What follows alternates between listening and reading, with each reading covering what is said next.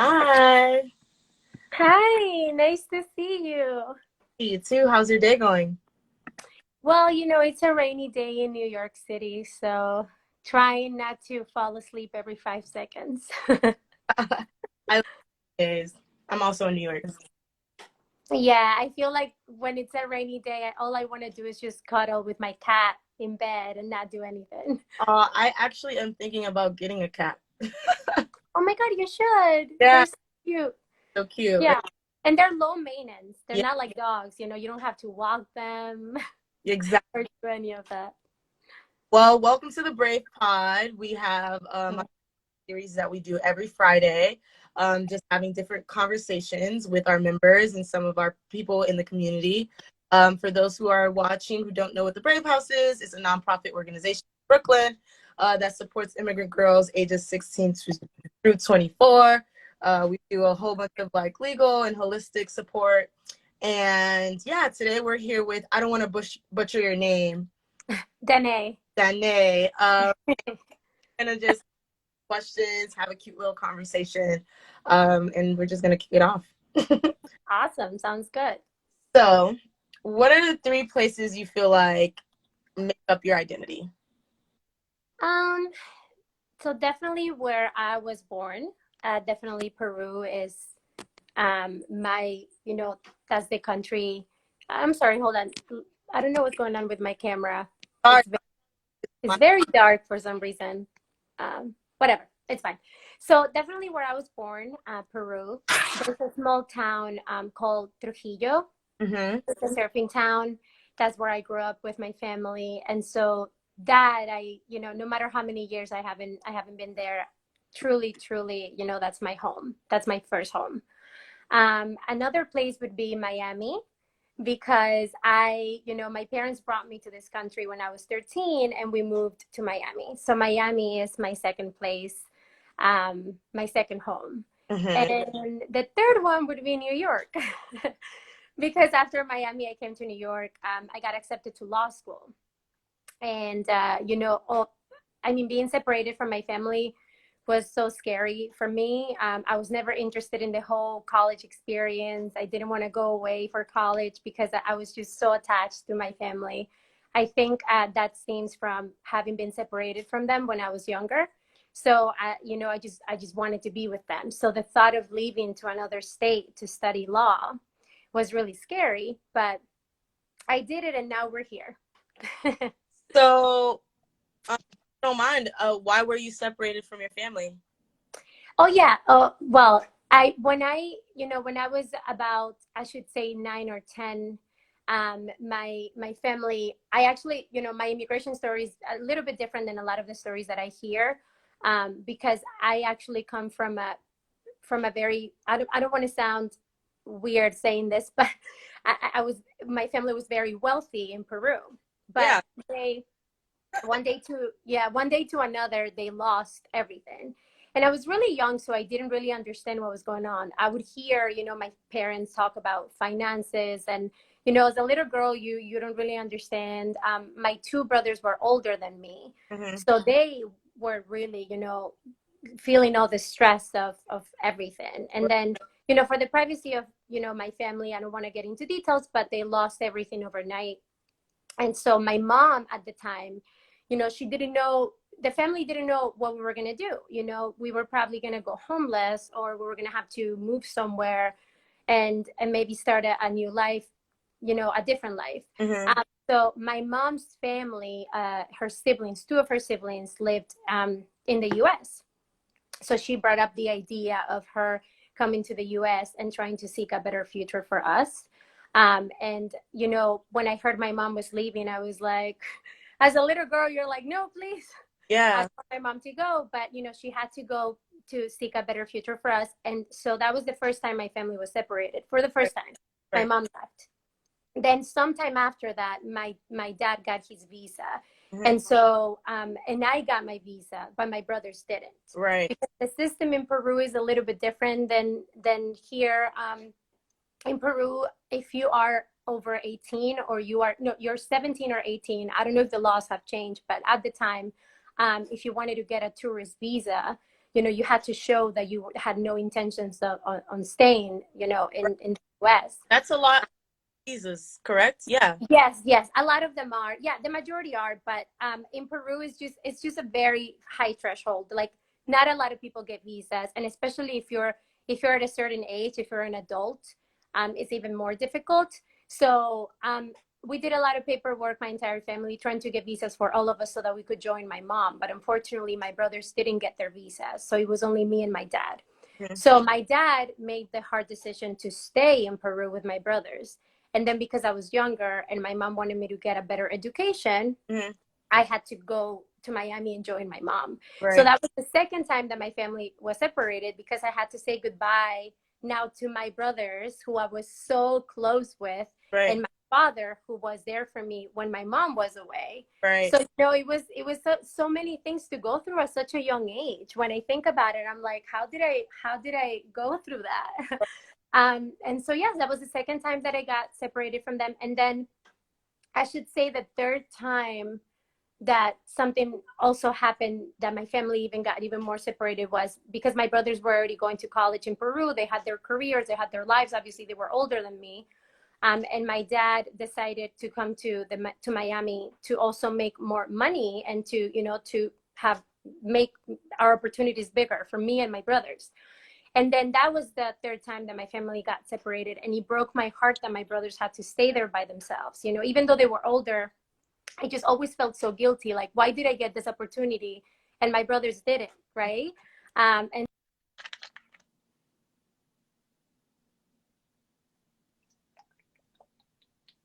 years or so, of course, my battery would be low. I'm sorry about that.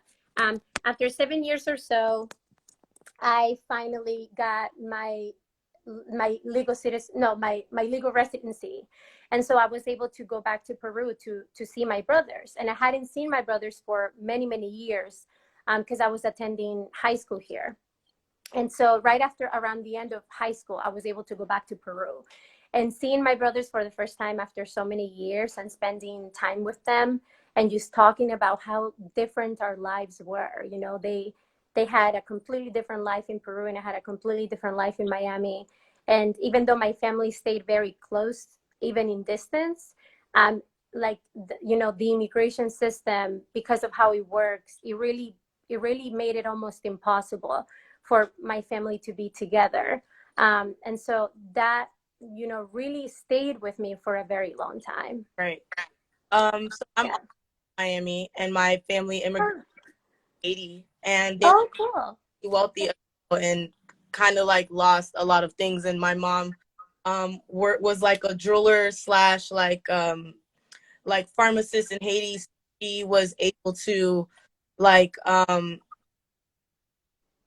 just get a visa and then come to America, similar to like parents, but it's very different. But I think that some of the things that we don't talk about often when it comes to immigration is like how it does divide a lot of families and separates like a lot of like siblings and parents from one another. And it's really hard, especially since like usually the child is super young, or I don't even care what age a child is. It's always going to be hard for parents leave a child. So Definitely. for sharing that, I think that like one of the things that it's like we talk about immigration and we talk about like giving them rights here, but also just the process itself should be like a better process in understanding that like there is something going on in the other they're leaving, and there's a lack of resource or opportunity, and they're really searching for a better life. And picking one or two family members, it's heartbreaking and It is, play definitely. role in anyone's psyche for a very long time. So like thank you. Yes.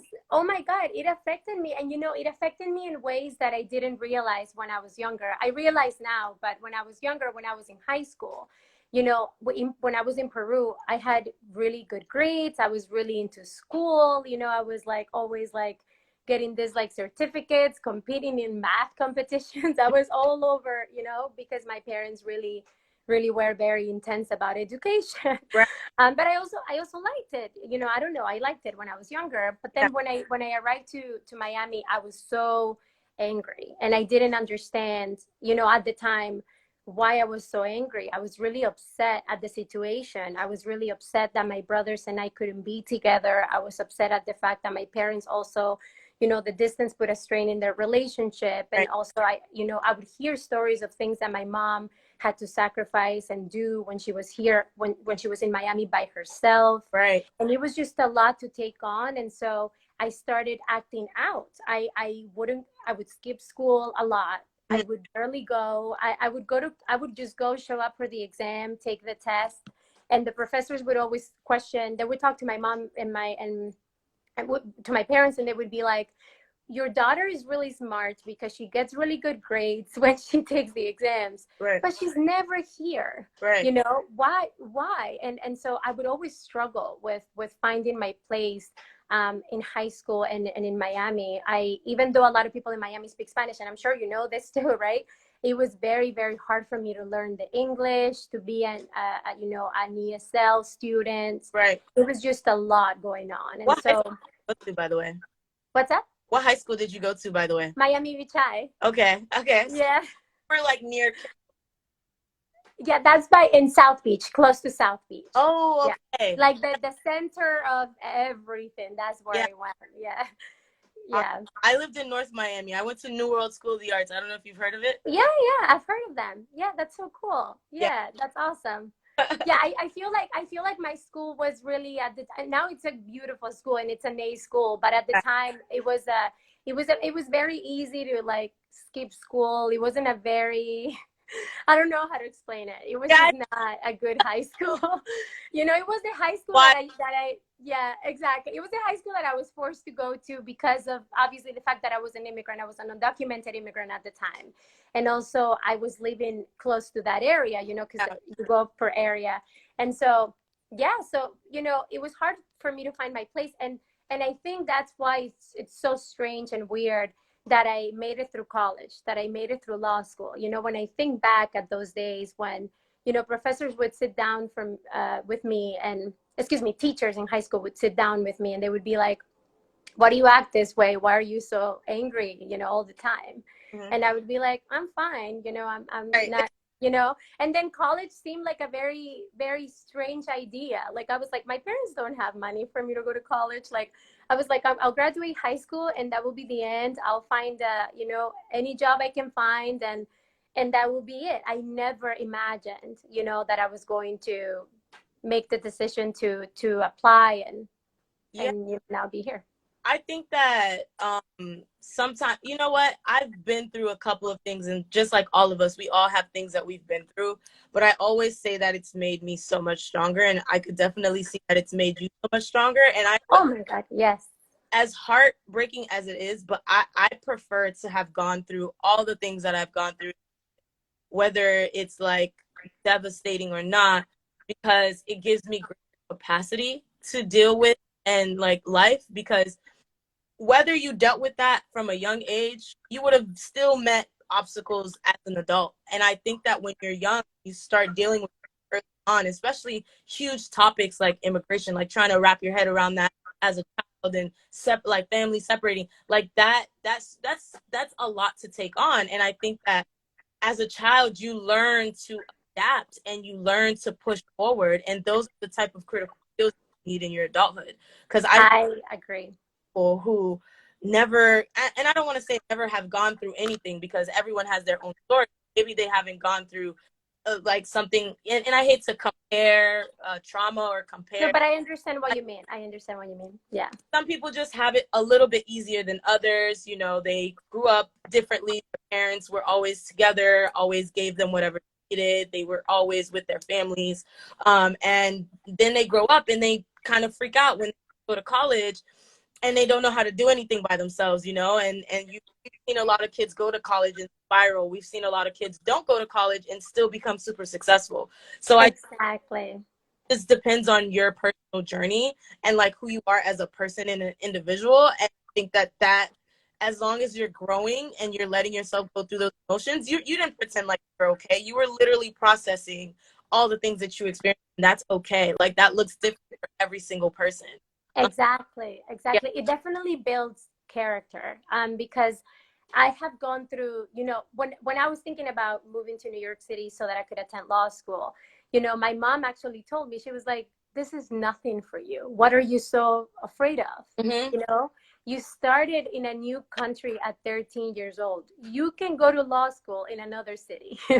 And so she took all those fears away, and she said, look at your mom, look at what I did. I had to leave my children and come to a new country to basically save your future, your brother's future, everybody, my mom is, and goes back to the reasons why I made it as far as I made it in terms of my my education and just my career, and just as a person. I feel like I grow so much from inspiration. I think it's all, it comes from seeing my parents sacrifice so much and still be so strong and so fearless, and just incredible human beings. And so that always like stays with me every day. And so my character is so much like, I feel like I'm so much more ready now to face difficulties in life because of my experiences, right? So for example, quite recently I had a personal matter related to my career that didn't go as well as I was expecting it to go. And,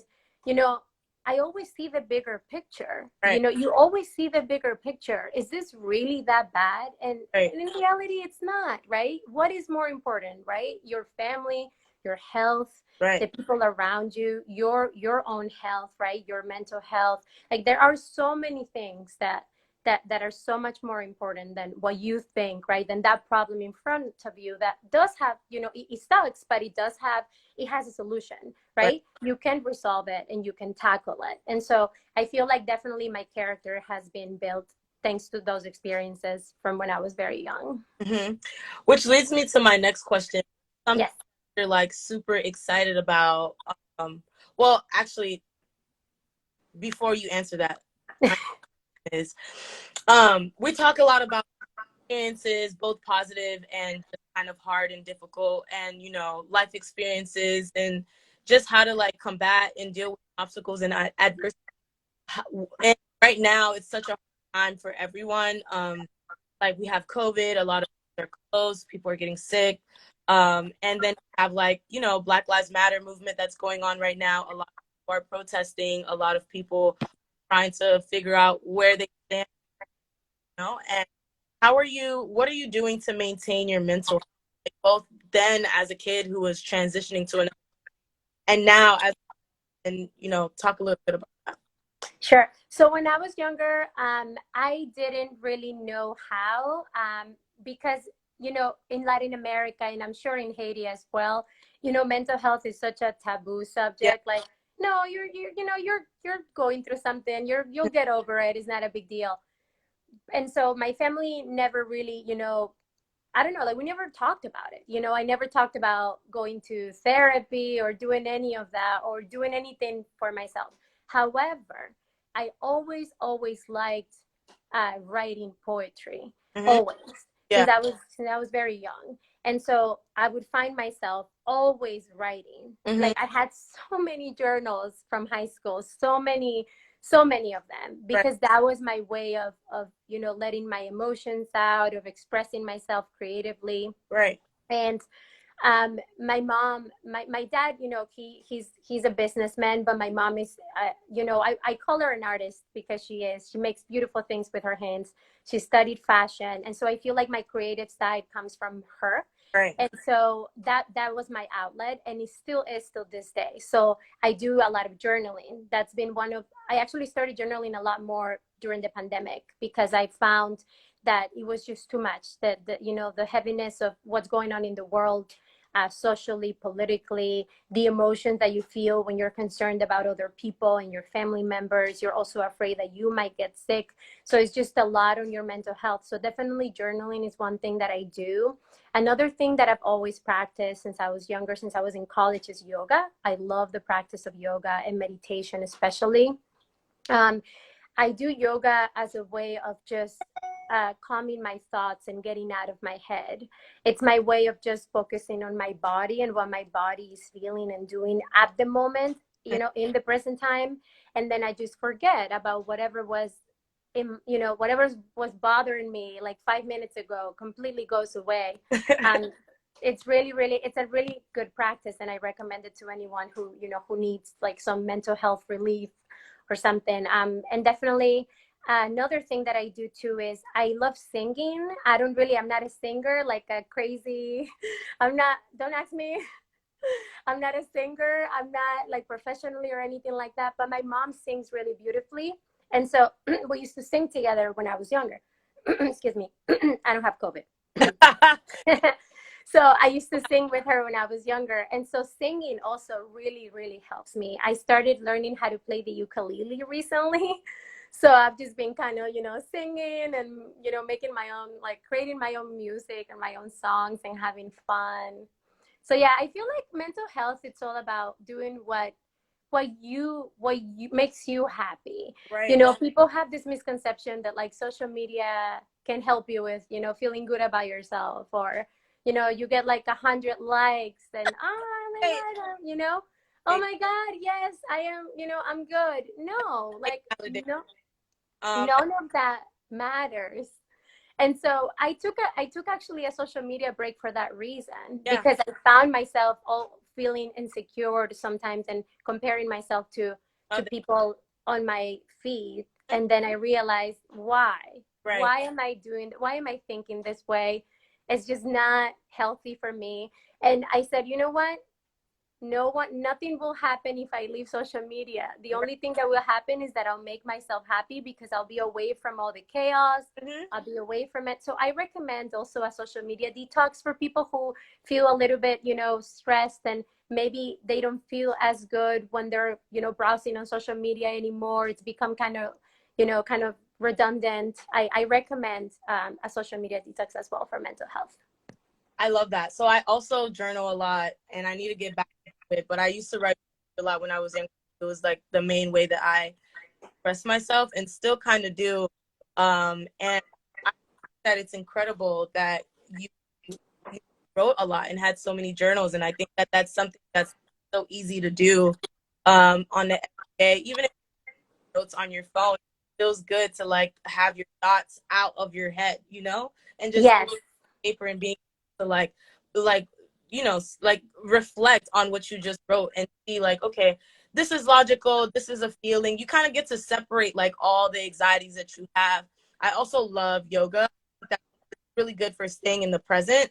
I think that yoga is awesome because you can do it in so many different ways. In yoga, and you could do like yoga, like actually taking the class via YouTube or anything. But then you could also sit down and meditate. You could just like read and meditate. Despite whatever religion you have, you could pray and speak. exactly, exactly. There's so many ways that you can do it. You could be in a bath and meditate. You could be in the shower and meditate. It's just something that you can do at any time or place in life, which I always find so comforting. But I love that. And then social media, I don't know who told you that that social media helps with self-esteem, because I actually heard so many things that's the contrary, so that so many people actually get more depressed being on social media. I think it's because I see it, I see it in the people around me, my friends, my peers. I see Yeah, how it affects them. And they don't necessarily accept it, they say, no, it's just social media, it's not a big deal. But then I see how it actually makes them, feel a certain way, and how it makes me feel a certain way. yeah, And so I think that it's important to emphasize right, that social media can become really toxic right. for your mental health. For real. I mean, you're watching it because on social media, you're only seeing people's best selves, the best version of their selves. They're never, and and I advocate for this all the time, like show real emotions online. Like people are going to show you when they bought a new house, when they have a new outfit, when something great just happened in their Yeah. life. This person is living the best life. And then Yeah. experience where I would like meet someone on social media and then I'll meet them in real life. And I'm And it's nothing like than what I thought you were on social. I thought you had all your ducks in a row and you were like checking all your boxes, but in actuality, you're human too. I think it yeah. We're takes all it human. away from people is like you're human too, and like you have problems and issues, but you're just not presenting that on social.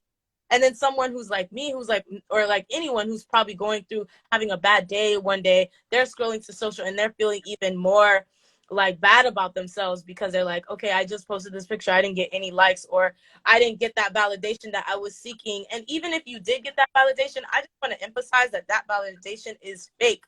It's It like completely, app.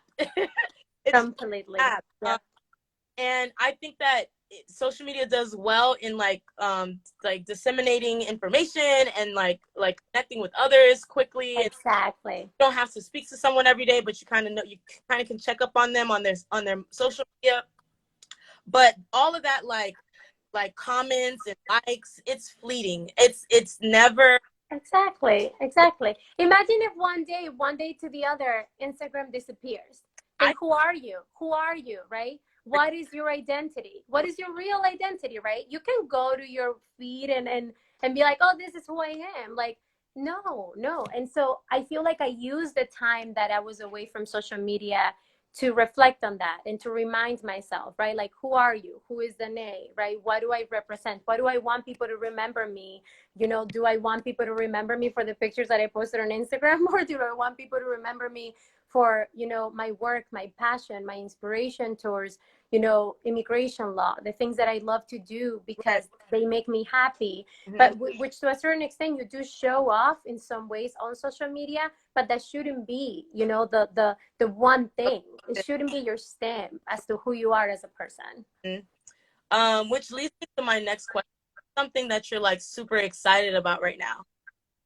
So there are a lot of things actually. So I'm excited about. I've recently started this blog. So I'm using the journaling that I told you about to Cool. actually, I usually am very embarrassed to show people my poetry.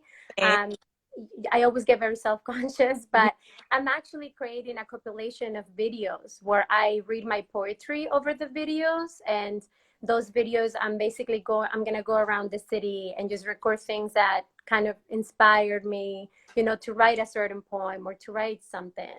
And so it's going to be posted on a different website that I'm creating. I'm working on this, and it's taking me a little longer than I thought. I actually thought I was going to have it done by the end of this year, but I think it's going to take a little longer than that. But that's fine because there's no timeline for anything. There's no. And yeah, and especially because it's just something for me. I don't want it to be this big thing. It's just something that I want to show off to people because it's part of who I am as well. It's part of my heart. I love poetry. Mhm. I love video editing, just film, recording things. I'm always with a camera in my hand for everything. So yeah, so that's one thing I'm excited about. And another thing I'm excited about, I don't know if you asked me for two things, but I'm going to tell you another one. That's okay. Um, I'm seeing my family again after 7 months of not being able to see them. Mm-hmm. I'm going to see them again for Thanksgiving. So that's exciting. I cannot wait. I always travel to Miami. Like I never not see them for longer than 4 months. I always travel to Miami back and forth because it's so close. It's like 3 hours away in airplane. And I'm finally going to see them after the whole pandemic chaos and everything that's been going on, which is still going on, but I'm going to be able to finally, give them a hug and spend quality time with them. So I cannot wait. I'm happy that the world is kind of opening up and we're figuring out how to be safer and protect ourselves so that we can see our families. Like I Exactly. Miami the first half of COVID too, and I back to New York, but I always usually go to Miami for my birthday, which is this month too. So I was just like, oh, Oh, happy birthday. thank you. This month I'm not gonna go. I'm just gonna wait till Christmas because of like everything that's going on. But I'm so happy that you're gonna get to see your family after that long because I can't imagine. I'm someone who always went to Miami every couple months too. It's super close and like you could go. Yeah, it's so convenient. Yeah, Exactly. Yeah. I feel like that's so incredible that we both share that. yeah. Yeah, because I have this, I have love for Miami. I love that place. I don't think I could ever live there, but it's just such a, it's just home. It's where my best friends are, Yeah. where my family is. So. It's where your family is. It's where you grew up.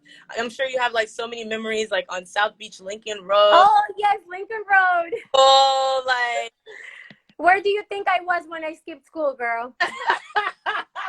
I was in Lincoln Road, literally going to every store, imagining, oh, if I could I was shop here, if I could buy these shoes, I'll buy these shoes. I was That's what I was doing.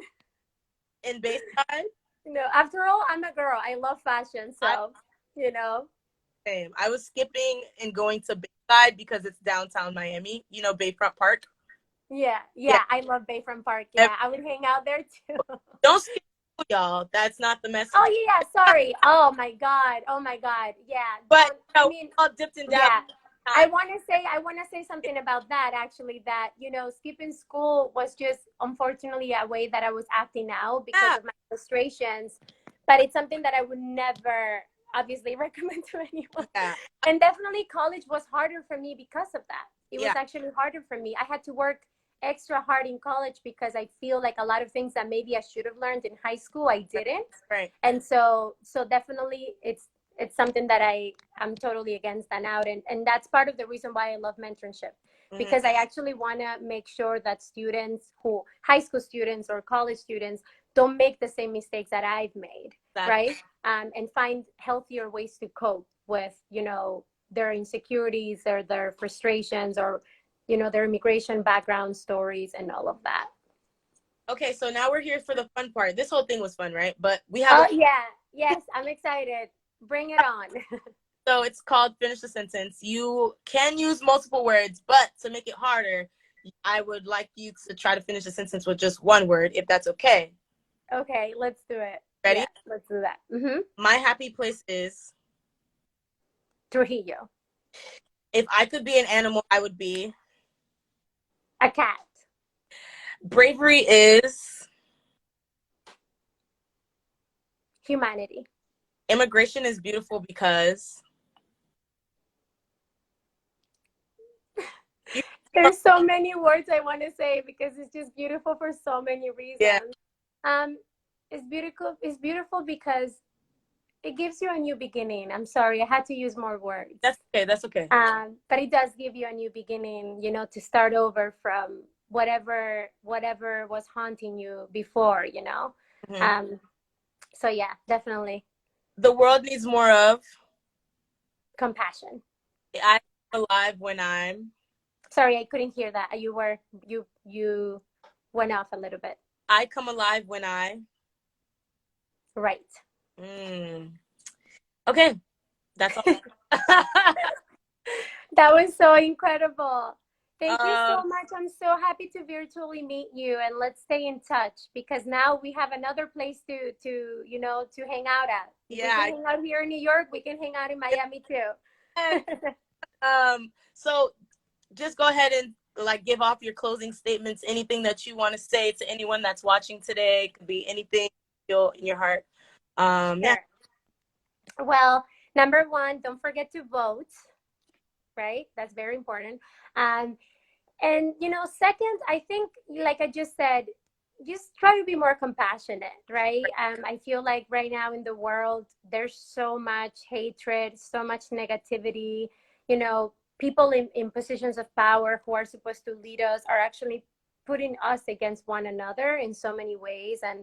And I think seeing everybody, no matter what you believe in, no matter your background, no matter your color of skin, your religion, whatever, right? Just look at them as just what they are, which is human beings, and see them, through the eyes of compassion. I think compassion is hard to do. I think it's easier to hate, and it's easier to feel negatively about people. It takes a lot of work to actually, be compassionate and be kind and go out of your way to do something good for others. But do the work, do it because it's so absolutely necessary right now. The world is in a really strange place and it needs more love and more kindness. So awesome. Thank you so much for joining us. Thank you, guys. Thank you. Bye. Thank you, Lauren. I don't know if you're there, but bye, everybody.